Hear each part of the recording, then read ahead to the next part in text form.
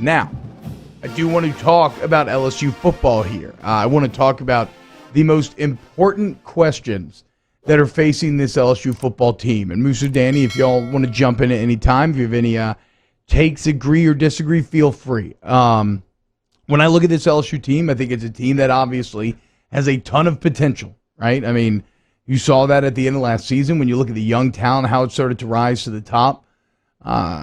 You definitely took some learning lessons early on. It felt like a broken situation, but you rallied nicely at the end, and you carried a lot of that momentum into the offseason. You re-recruited guys, you got them to come back, and now you have a team that looks like it has the experience and talent combination to be championship relevant again if these questions are answered. Where I start, and maybe this is just a function of my brain, I'm not necessarily saying that this is the most important question. I don't know if I would assign, I don't want to get into assigning values to the questions, right? Because at the end of the day, it's almost always just going to come down to quarterback. But to me, where I start is how good can this LSU offensive line be, right? It's interesting. I think the temptation when you realize you have an entire line returning, a bunch of these upperclassmen, there is a temptation to think that, okay, well, have they kind of stalled out? Have we seen how good they can be? And this year will just be more of the same, maybe some moderate improvement with those guys coming back, right? Because that is a potentially overrated stat a lot of time, is returning starters. You got to look at the quality of the starters that are returning. That said, I actually like LSU's ability to improve a lot in this regard, and it starts with Ed Ingram. Ed Ingram, by far, has the most potential of this LSU offensive line there at left guard. He's the biggest NFL prospect, and if he wants to make millions of dollars, this is his year to do it. So nobody has more of a motivating factor to try to be really good this year than does Ed Ingram. This is his money year, essentially. And so if Ed Ingram's going to bring his best game and maybe make himself into a first, second, third round pick, well, that's going to have a great knock-on effect, right? This is something that we're going to talk about with this O-line, but a great guard, if you just kind of look at how an O-line functions, a great guard is a connective tissue that kind of helps everybody out, right? They serve as the bridge between the tackle and the center. They will work in concert with both the tackle and the center. It's why at right guard last year, I think the absence of Damian Lewis, that drop-off was felt there more than anywhere else. And when I look at right guard, I think that's where the most improvement can take place. Like Austin Deculus, I don't know, maybe Deculus can surprise me and take massive steps forward, right?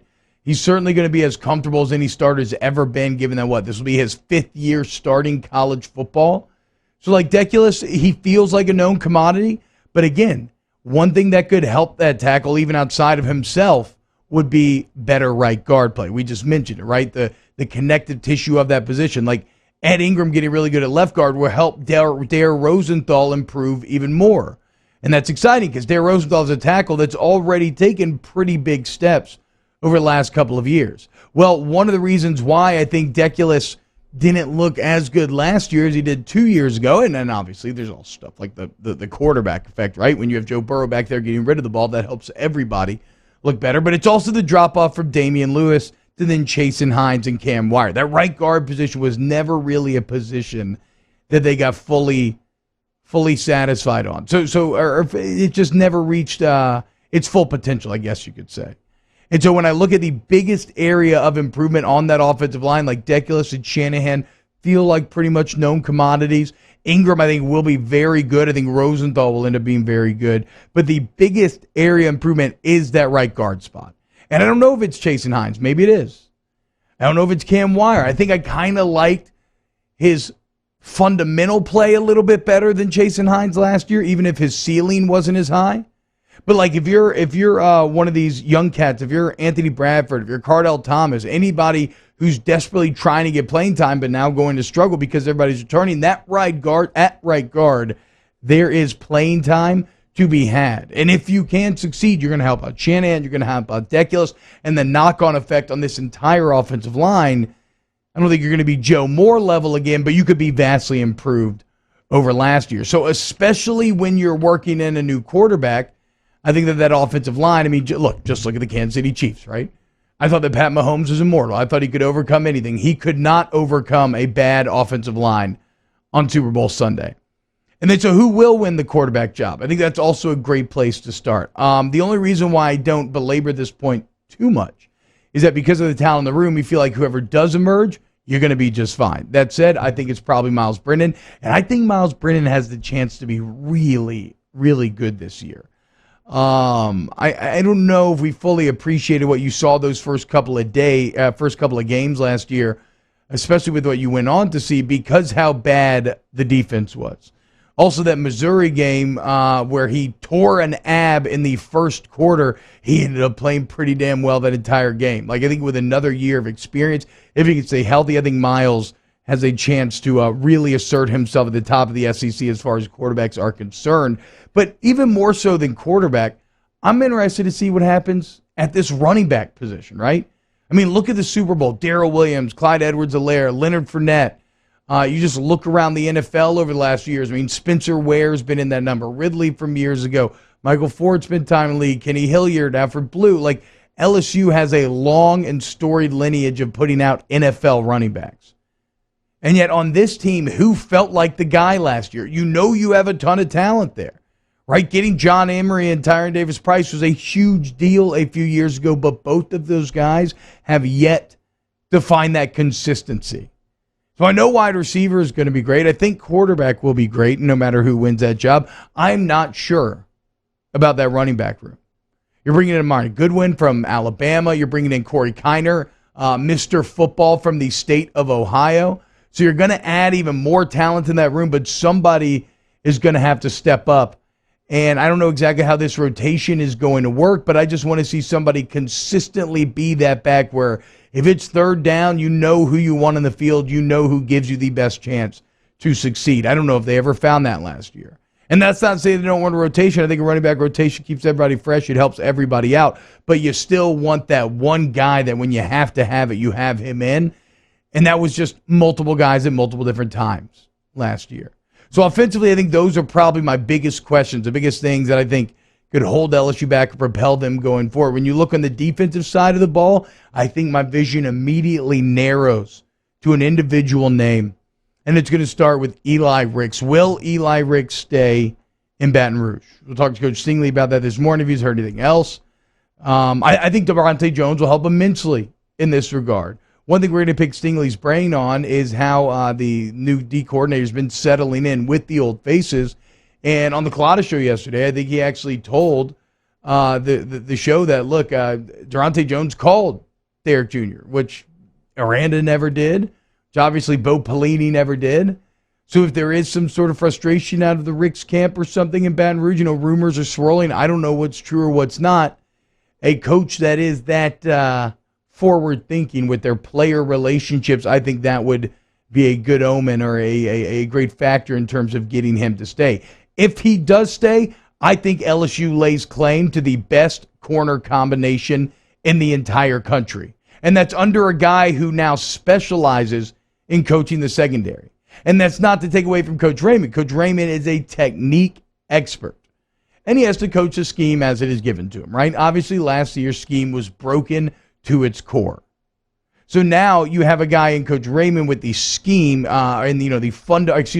with Coach Raymond, the guy who can teach the technique and the fundamentals and has produced some of the best cornerbacks in the NFL. And you combine him with Durante Jones, a guy who understands secondary scheme as well as anyone. I mean, it's what he's done the last half decade, again, in the NFL, battling at the forefront, on the front lines of defensive theory. I mean, who is going to have a better combination than Derek Stingley Jr. and Eli Ricks? That is incredibly rare. That's like having two true aces in your weekend rotation and for Jones. That frees you up so much in terms of what you can do defensively, how creative you can get, how you can get the safeties involved in the pass rush. Like whatever you want to do, you know that you have two shutdown guys on the outside. That is massive. But it's not just those two corners. Because when you look at the modern day football, NFL, college, it doesn't matter. Essentially, the nickelback is the starter now, right? When you think about the Tampa Bay Buccaneers, they run a four-man front. Who's their third linebacker? You don't have any idea because it doesn't matter. They don't have a third linebacker. It's Levante David, it's Devin White, and then it's 5 DBs. It's going to be a similar situation to LSU next year. I mean, last year, who was it? It was either Baskerville and Cox or Damone Clark and Cox, and then a nickelback. So maybe just as important as keeping those top two corners will be who can assert themselves in the nickel position. You never knew what you had till it was gone in Kerry Vincent, right? Everybody used to complain about him until all of a sudden he's no longer there and you were getting burned last year. Now, like everyone else in the defense, I don't know that Jay Ward and Cardell Flott were always put in the best position to succeed, and I still like their potential, right? I mean, Jay Ward really flashed game-winning, big play timing last year, multiple times. I mean, we'll get into that some in the third hour. We talk about our favorite plays of the year. That triple tip pick in the Florida game was awesome. The TFL and then blocking the field goal against Arkansas to win was awesome. I still think that that LSU could not have been so off on Cardell Flott as they were like 2 years ago when they were talking about this kid's potential and when he worked his way through the practice ranks to getting playing time on that national championship team. So hopefully under new tutelage, this nickelback position can recover and get to seed once again, because if you do, then all of a sudden you have a secondary that could potentially be very strong depending on what happens with the safeties. Now, it is interesting that all of my look, I don't really have questions on the D-line. I think they're going to be dominant. Linebacker, I have all the questions, right? I mean, will Bug Strong start? With better coaching, will Damone Clark emerge? With Blake Baker in control? Is Micah Baskerville still the guy? So at linebacker, there's almost so much unknowns that it's tough to talk about because you're just going to throw a bunch of guys against the wall and we'll see who sticks. And it's kind of similar at safety. And I don't know if there was a position group last year that was more, I would say they're probably right behind linebacker. Linebacker's probably most disappointing. Next most disappointing would probably be safety. But now you got Todd Harris returning.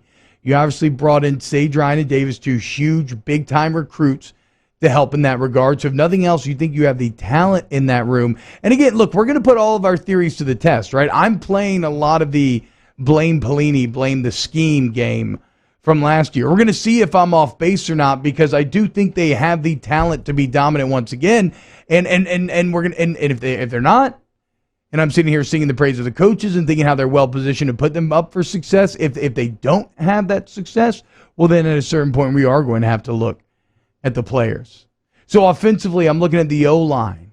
I'm looking at which running back can establish themselves defensively. A lot of secondary talk, right? Will Eli Rick stay? Who will be the nickelback? Who will be the safety? We'll get these answers over the next few months, and as we do, we'll start to get a better picture of just how good this LSU football team could be in 2021, hopefully in front of full crowds. I think they have the opportunity to be really damn good. And we'll talk to the LSU head football coach next about it here on Off the Bench. Keep it locked to 104.5, 100.3, 94.7 ESPN.